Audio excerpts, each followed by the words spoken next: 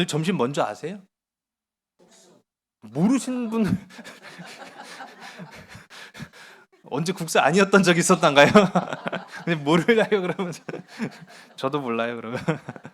오늘 점심 국수인 걸로 저도 알고 있는데 맞지요?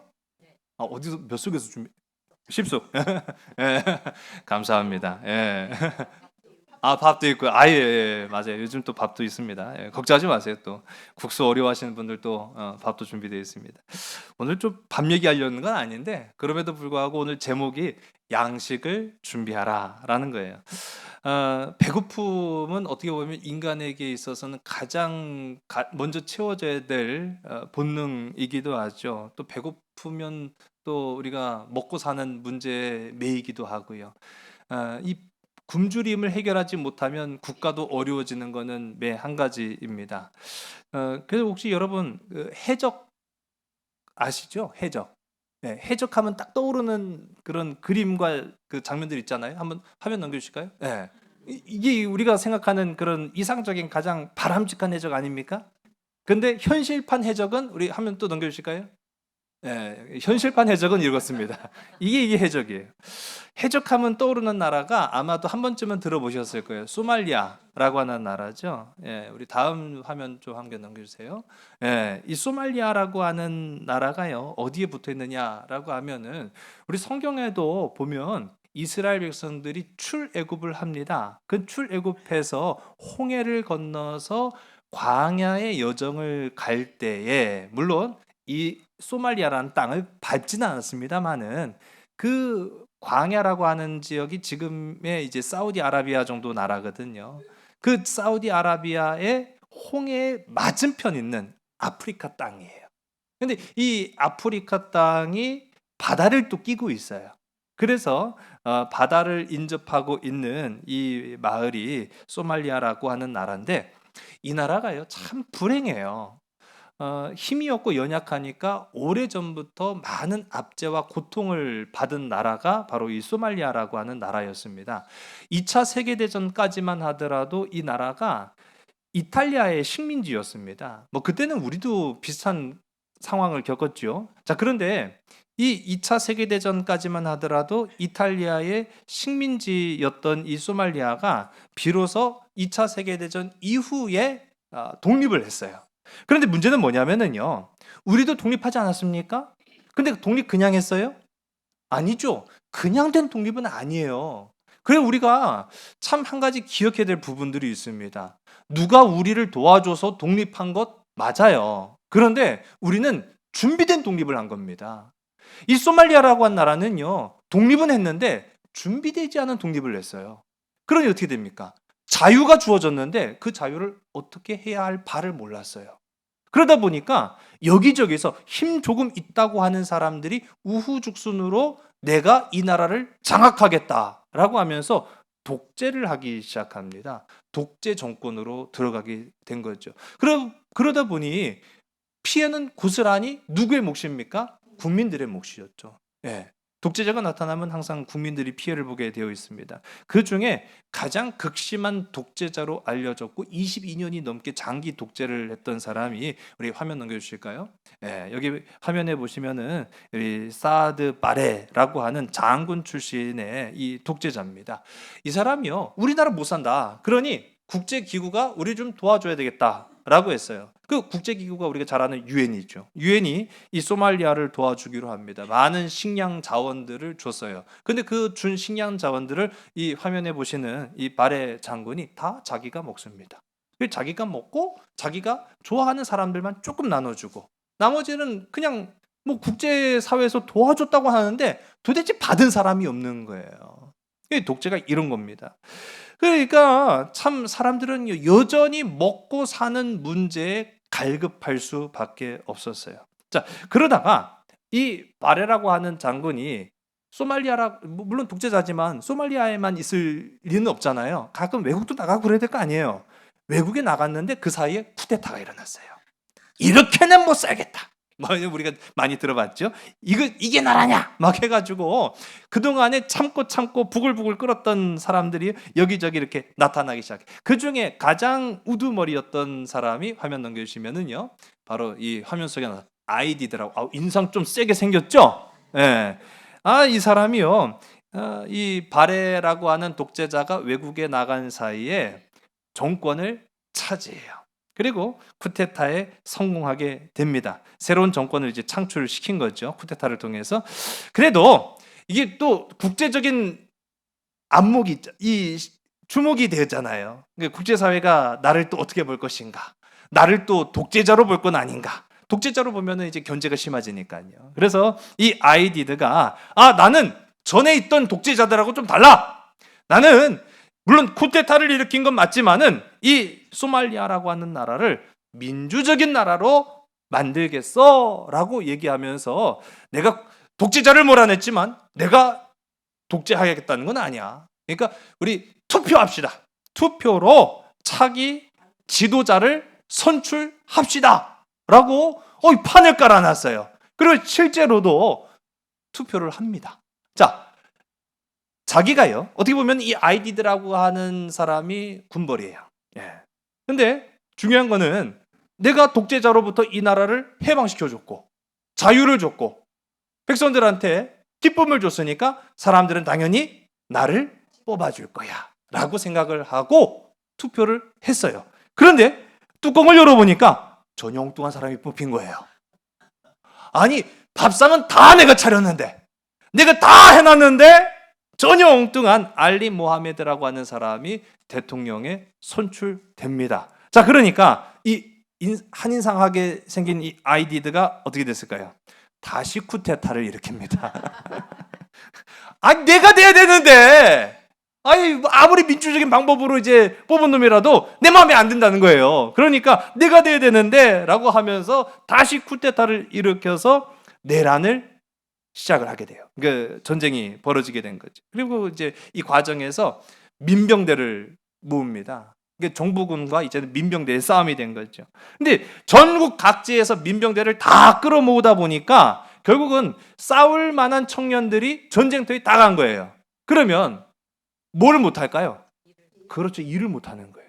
농사를 지을 수가 없어요. 전국 각지에 농사를 지을 만한 사람들을 다 끌어모아가지고 전쟁하자. 우리가 이 나라를 다시 일으키자. 막 그런 식으로 이렇게 싸움을 하니까 결국 그 해에 420만 명이 기아 상태에 빠지고요. 30만 명이 굶어 죽었습니다.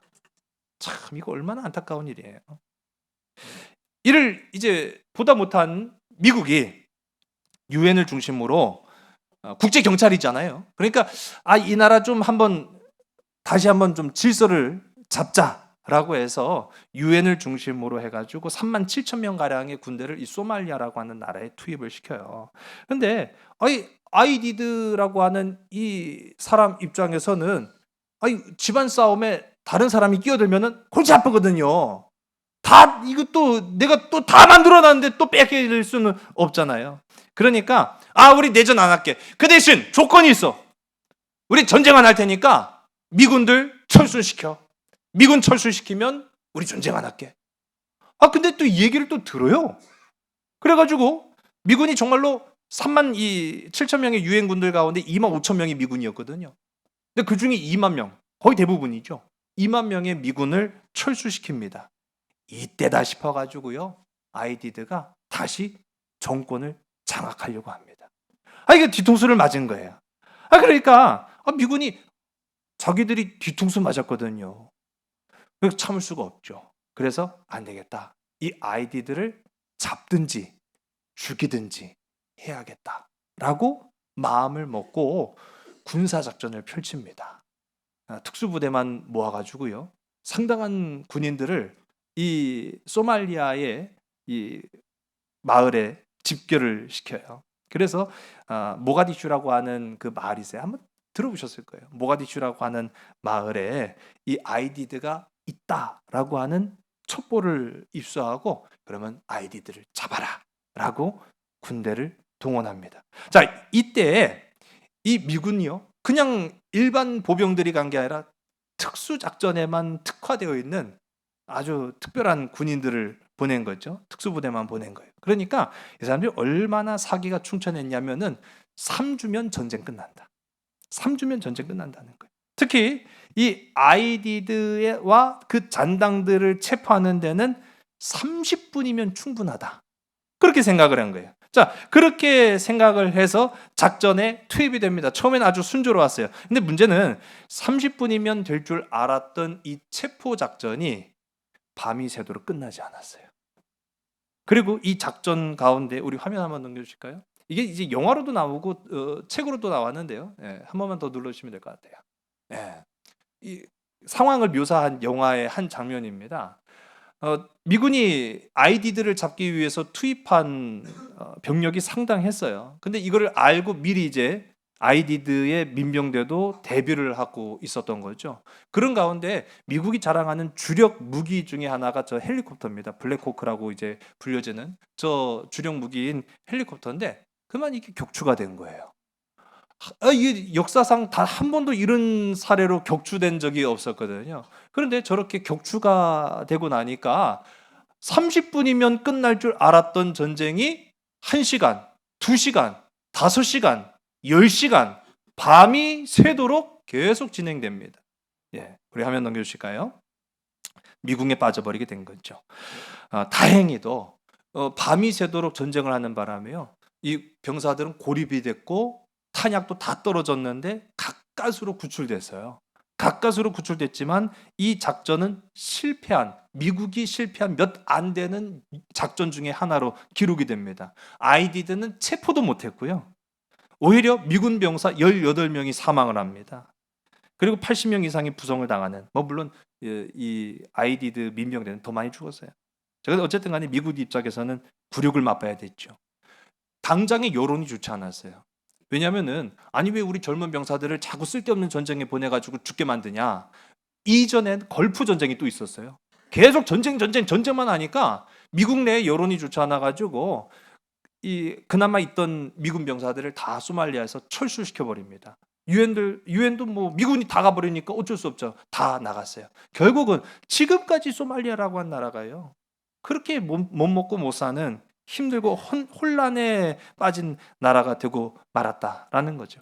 제가 뭐 전쟁 얘기를 하려는 건 아닙니다. 그런데 제가 이 영화를 저도 봤어요. 근데 이 영화상에서 가장 충격적인 장면으로 제가 기억나는 게 전쟁 이제 작전에 투입됩니다. 이 작전에 투입돼야 될 이 병사들이 막 장비를 챙겨요. 총도 챙겨야죠. 탄약도 챙겨야 되죠. 뭐 군복도 입고 뭐 하여튼 다 챙겨요. 그런데 고참 병사 하나가 방탄복을 입을 거 아닙니까? 제가 전에도 먼저 말씀드렸던 것 같은데 방탄복이 되게 무거워요. 생각하는 것처럼 그렇게 가볍지 않습니다. 앞에도 이 커다란 이 철판 같은 이게 한 20mm짜리 이제 철판이 앞에도 들어가고 뒤에도 들어갔는데요. 그것만 좋게 한 10kg 가까이 돼요. 내 몸무게에서 10kg가 늘어나 봐요. 걷기도 힘들어요. 숨쉬기도 힘든데. 근데 이 영화상에서요. 고참 병사 하나가 방탄판을 빼는 거예요. 무거우니까. 야, 30분이면 끝나. 30분이면 끝나니까 빨리 하고 빨리 오자. 그래가지고 가볍게 가자. 그거를 빼는 거예요. 그게 내 생명을 보호해주는 장비임에도 불구하고 그렇게 빼고 가는 장면을 보고 이야, 참 병사가 방심은 금물 아니겠습니까? 만반의 준비로도 부족할 마당에 병사가 자신이 반드시 갖추어야 될 그 장비를 뺀다? 여러분, 방심은 교만이고 교만은 죽음을 앞당길 수밖에 없다라는 것을 우리가 보는 거죠. 여러분, 지금 이스라엘 백성들이 방심해도 될 때죠? 왜요? 다 왔잖아요. 아니, 여러분, 우리가 거의 다 됐다라고 하면은 좀 마음 놔도 되지 않겠습니까? 그렇죠. 마음을 놓을 수가 없죠. 다 됐다라고 했을 때가 어떻게 보면 거의 다 왔다라고 생각했을 때가 더욱 조심하고 주의해야 될 때 아니겠습니까? 지금 이스라엘이 딱 그랬다는 거예요. 강만 건너면 돼요. 저 요단 강만 건너게 되면 하나님께서 약속하신 땅 이스라엘로 들어갑니다. 얼마나 참 쉽습니까? 자, 그런데 여러 가지 많은 혼란이 그들에게 이중 삼중으로 겹칩니다. 그 중에 가장 큰 혼란이었던 게 바로 지도자가 없었어요. 물론 지도자가 없었던 건 아니에요. 그들이 여태까지 믿고 따르고 의지했던 모세라고 하는 지도자가 없었던 거죠.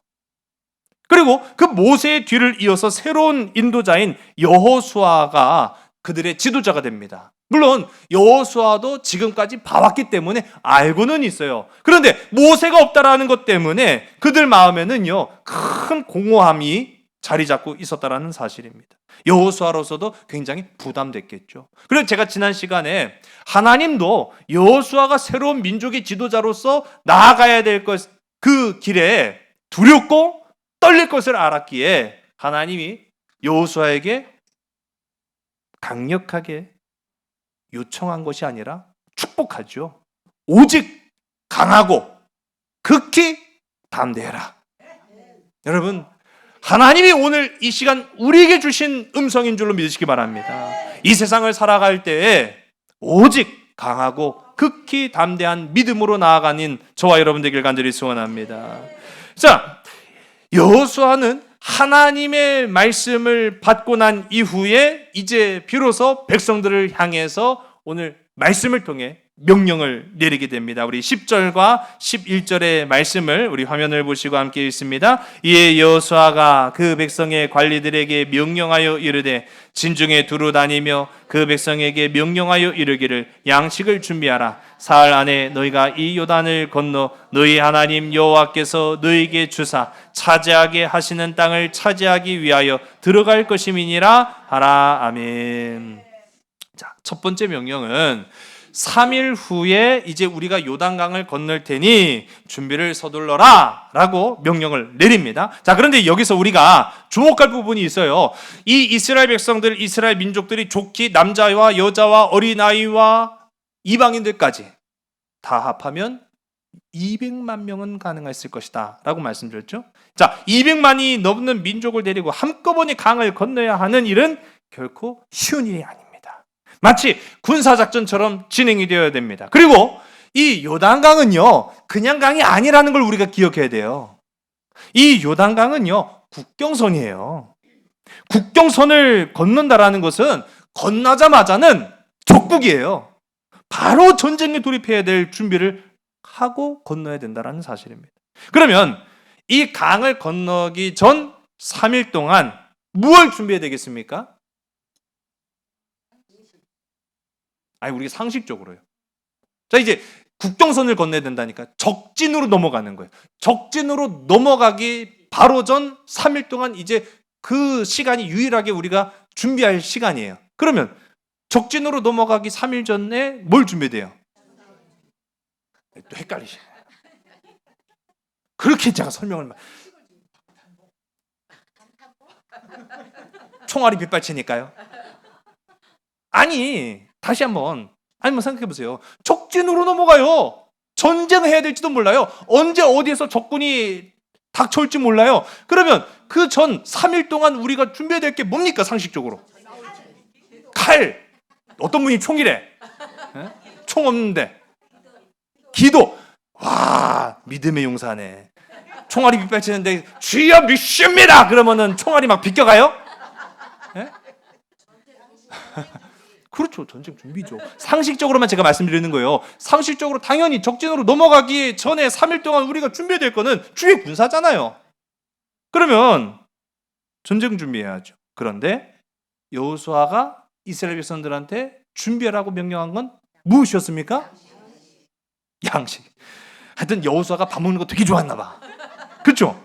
아니, 그렇지 않고서야 지금 전쟁 준비 태세를 갖추고 뛰어들어야 될 이 이스라엘 백성들한테 뭐 총은 없지만 칼과 창을 준비하라고는 못할지언정 양식을 준비하라고. 어떻게 보면은요, 오늘 말씀을 우리가 잘 보면은 양식을 준비하라 이지만은 우리 한번 더 양식만 준비해라. 이게 어감이 많이 다르죠. 아니, 양식을 준비해라 라고 할 때는 무기도 같이 준비할 수 있겠죠. 그런데 아니, 양식만 준비해라 그러면 무기는 챙길 필요가 있다는 거예요, 없다는 거예요? 그런 의미죠. 오늘 말씀 보면 어떻게 보면은 양식만 준비해라 라고 하는 그런 명령으로 우리가 받아들여질 수 있습니다. 여기 굉장히 중요한 사실이 포함되어 있다는 겁니다. 여러분, 이전에 여호수아는 누구의 음성을 듣고 지금 왔죠? 그렇죠. 하나님의 음성을 듣고 왔어요. 그 하나님의 꾸지람을 듣고 왔습니까? 하나님의 격려를 듣고 왔습니까? 그렇죠. 여러분, 오늘 이 거룩하고 아름다운 주일 하나님의 격려의 말씀을 듣고 돌아가는 저와 여러분의 마음 가운데에도 이 여호수아와 같은 담대함이 있기를 간절히 소원합니다. 아니, 칭찬받고 돌아가는 사람하고 혼나고 돌아간 사람의 표정이 다르잖아요. 주일은 거룩한 하나님의 축복의 잔치이며 하나님의 음성을 듣는 격려의 자리입니다.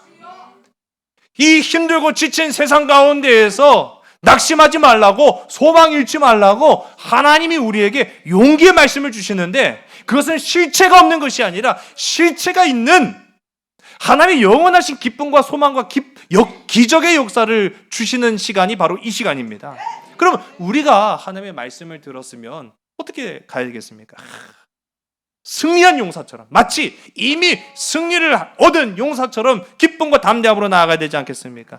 여호수아가 그랬다는 거예요. 여호수아가 주눅 들었어요. 염려했어요. 걱정했어요. 근심했어요. 그런데 하나님께서 여호수아에게 너는 내가 모세에게 준 축복처럼 너를 축복할 것이다. 그러니 너는 오직 강하고 극히 담대해라 라고 격려를 받고 이제 백성들을 향해서 명령을 내립니다.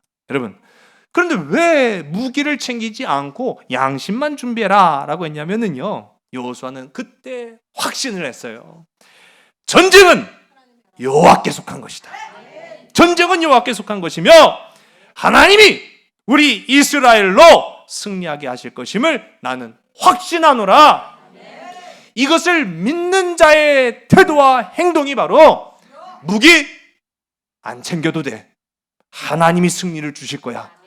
전쟁은 사람의 손에 속한 것이 아니라 하나님께 속한 것이니 우리는 오직 극히 담대함으로 우리가 먹을 그 강을 건널 때 필요한 양심만 준비해라. 믿음의 행동이었다는 사실이죠. 여러분, 이것이 여호수아가 지도자로 세워진 이후에 내린 첫 번째 명령이었습니다. 양식만을 준비하라는 것은요, 결국은 하나님께 대한 전적인 순종과 승리의 확신 속에서 나온 명령이었다는 거예요.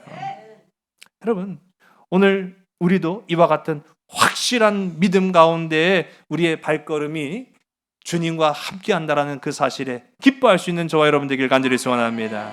이제 이들은요, 강을 건너는 거예요. 강을 건넜는데 이들 또 이전에 40년 전에 강을 건넌 적이 있었죠. 그때는 어떤 강이었습니까? 강이라고 하니까 또 헷갈리시죠? 물을 건넜잖아요. 물. 어떤 물? 그렇죠. 홍해. 40년 전에 출애굽할 때 홍해 건넜잖아요. 그런데 홍해를 건널 때와 지금 요단강을 건널 때 상황이 같아요, 달라요? 다르죠. 그렇죠. 다르죠. 40년 전에는 쫓기는 자들이었어요.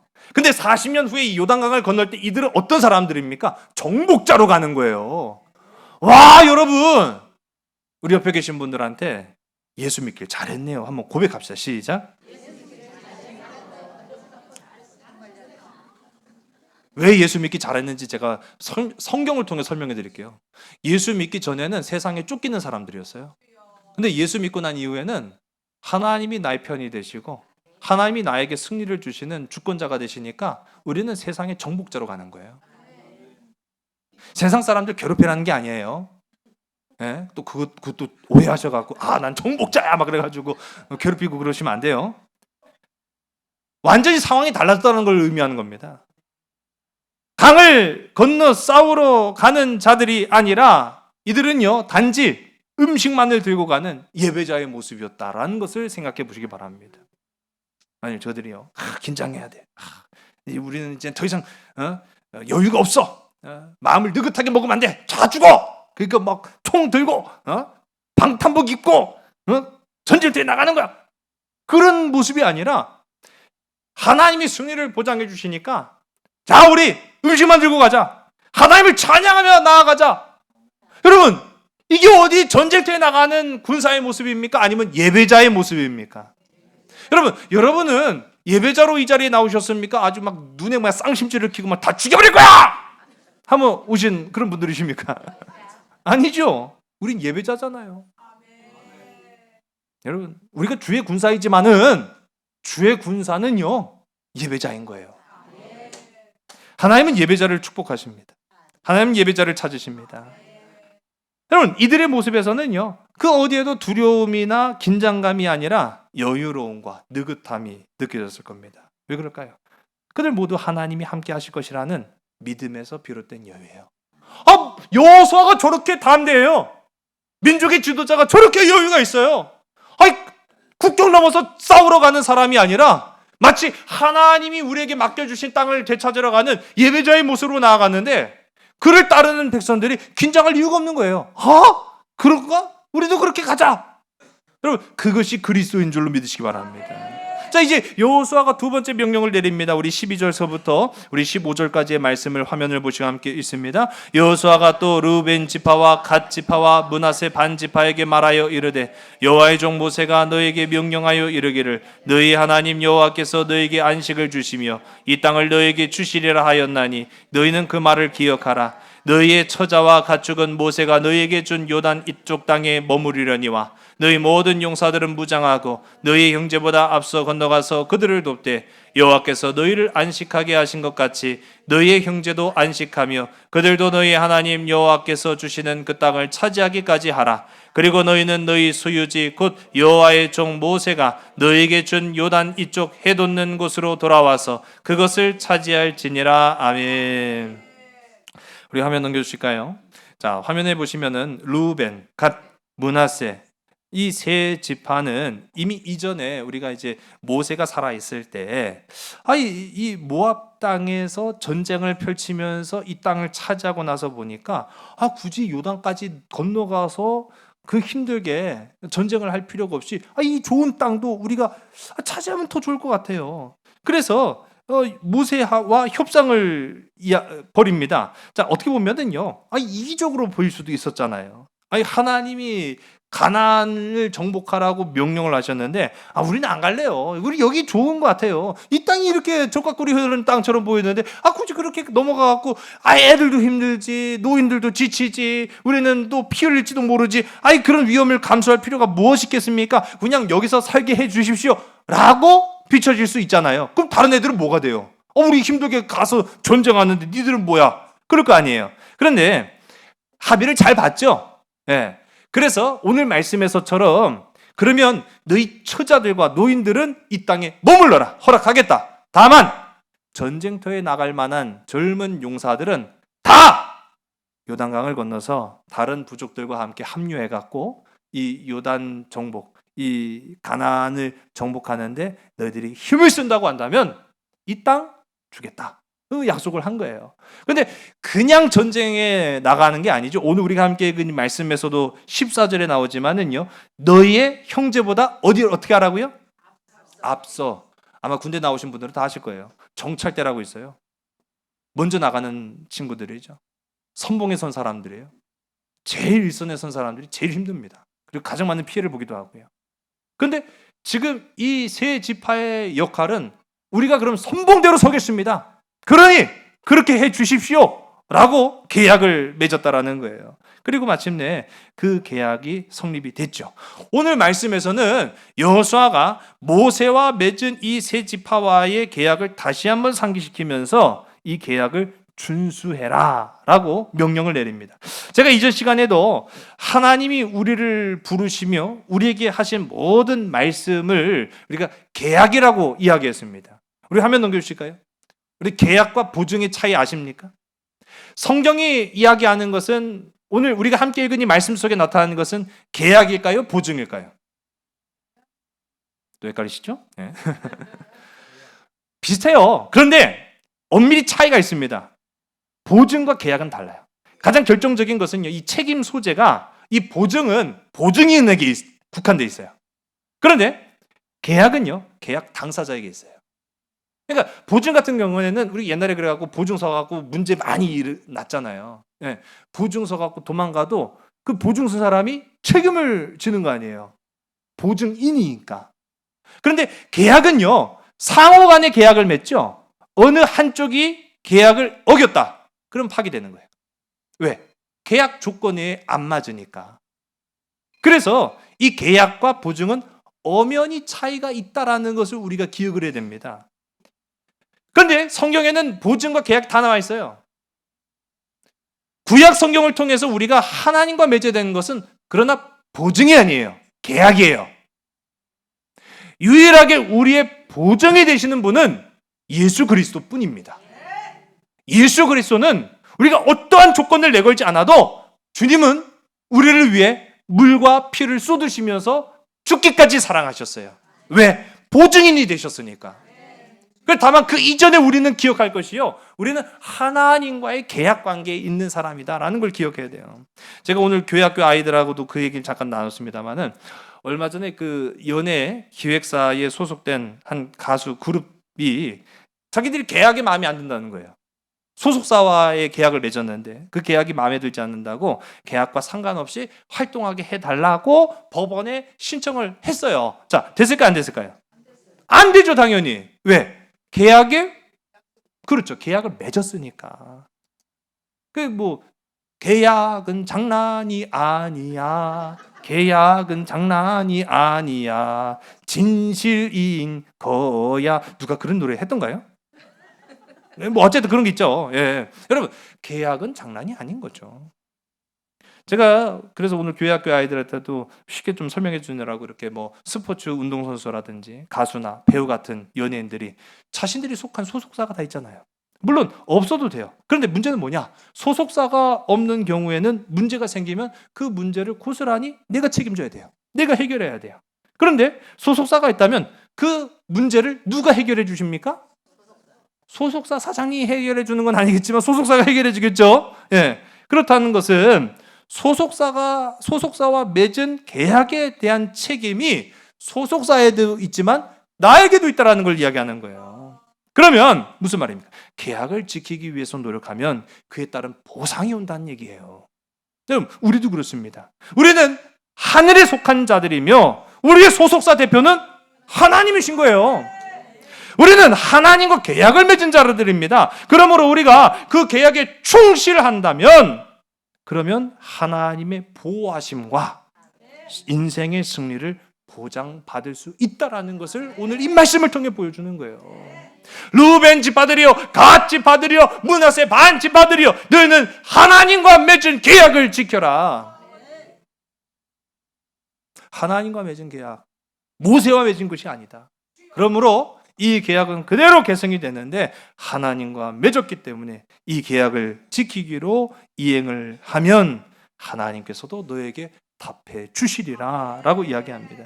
자, 이제 이 모든 명령에 대해서 이스라엘은 여호수아에게 충성으로 답을 합니다. 우리 16절에서부터 우리 18절까지의 말씀을요, 우리 화면을 보시고 함께 읽습니다. 그들이 여호수아에게 대답하여 이르되 당신이 우리에게 명령하신 것은 우리가 다 행할 것이요 당신이 우리를 보내시는 곳에는 우리가 가리이다.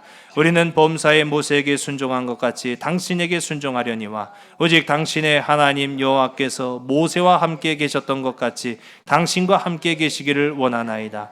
누구든지 당신의 명령을 거역하며 당신의 말씀을 순종하지 아니하는 자는 죽임을 당하리니 오직 강하고 담대하소서. 아멘. 오직 강하고, 우리 한번 따라해볼까요? 다음 화면 넘겨주시고 우리 한번 따라해볼까요? 오직 강하고 극히 담대하라. 여러분, 우리 하나님께서 이 말씀을 주셨다라고 하는 그 사실에 참된 위로를 받고 우리 담대함으로 살아가시길 간절히 소원합니다. 이 말씀은요, 의심이 확신이 되는 순간입니다. 모세의 뒤를 이을 것을 염려하고 두려워했던 여호수아는 하나님이 함께 하심으로 담대하게 되었고요, 그리고 백성들의 인정을 받았습니다. 여호수아의 명령에 이스라엘은 이전에 우리가 모세에게 했던 것처럼 우리도 당신에게 충성하겠습니다 라고 고백을 하는 거죠. 그럼 이제 이 말씀 여러분의 한 주일에 살아가는 삶 속에 한번 적용하시고 살아가시기 바랍니다. 우리는 삶이라는 전쟁을 눈앞에 두고 무엇을 준비해야 되느냐? 우리 삶은요, 날마다 요단강을 건너야 되는 극한 상황에 놓여 있어요. 그러면 이 전쟁이라고 하는 극한 상황 속에서 어떻게 해야 되느냐라고 할 때 오늘 말씀은요, 오직 하나님께서 승리를 보장해 주시기 때문에 우리가 가져가야 될 양식, 우리의 삶에서 최선을 다하기만 하면 된다. 다만 하나님과의 계약을 지키고 그 계약을 준수함으로 충성하면 하나님께서 보장해 주시리라 라고 하는 거예요. 여러분, 전제 같은 삶 앞에서 진짜 중요한 것이 무엇이냐라고 하는 건데, 그것은요 바로 하나님과의 관계다라고 하는 사실이에요. 여러분, 주님과 함께 걸어가면 행복할까요, 안 할까요? 그렇죠. 주님과 함께 걸어가면 행복하죠. 자, 주님과 함께 걸어가면 넘어질까, 안 넘어질까요? 이상한데? 그거 많이 이상한데? 주님과 함께 걸어가면 행복하죠. 그렇죠? 네, 거기까지는 인정. 자, 그럼 주님과 함께 걸어가면 넘어질 수 있죠. 자빠질 수도 있죠. 코가 깨질 수도 있죠. 이건 무슨 경우예요? 주님과 함께 걸어갔는데. 자, 그런데 여러분, 맞습니다. 잘하셨어요. 주님과 함께 걸어가는 건 행복한 거예요. 주님과 함께 걸어가는 건 복 있는 길입니다. 그런데 주님과 함께 걸어가면 넘어진다? 이건 내가 생각하는 것과 많이 다른데? 아니죠. 넘어질 수 있죠. 다 되시오, 다. 다 되시오 이제. 자, 저도 어렸을 적에 우리 아빠랑 같이 걸어간 적 많아요. 근데 아빠랑 걸어간다고 안 넘어집니까? 혼자 그 엉뚱한 짓 하면 자빠지는 거죠. 근데 중요한 건 그 다음이에요. 그 다음, 넘어진 다음이 중요한 거예요. 인생 혼자 걸어간다고 안 넘어질 사람이 어디 있습니까? 같이 걸어가도 넘어지는데.